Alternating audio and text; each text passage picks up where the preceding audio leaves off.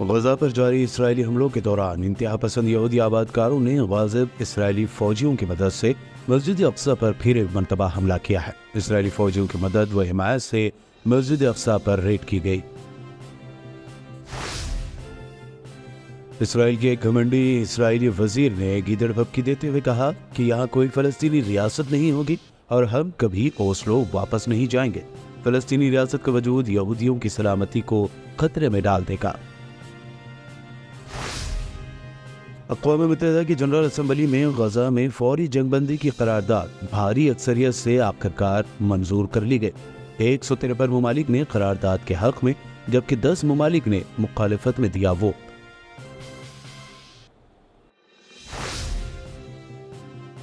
غزہ میں حماس کے خلاف زمینی کارروائیوں کے دوران ہونے والی جھڑپوں میں سینئر اسرائیلی کرنل سمیت 10 اسرائیلی فوجی مارے گئے۔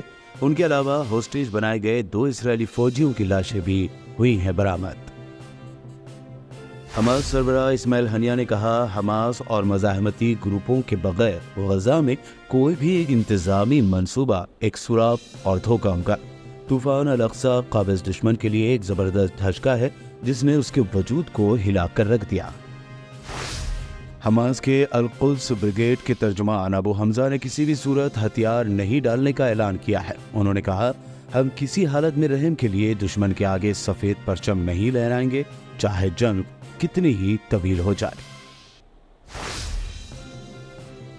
اسرائیلی فوج نے غزہ میں موجود حماس کے ٹنلز یعنی سرنگوں میں سمندری پانی بہانا شروع کر دیا ہے تاکہ چھپے ہوئے حماس کے جنگجوؤں کو گرفت میں لیا جا سکے۔ تقریباً 2 ہفتوں میں یہ سارا عمل کر لیا جائے گا مکمل۔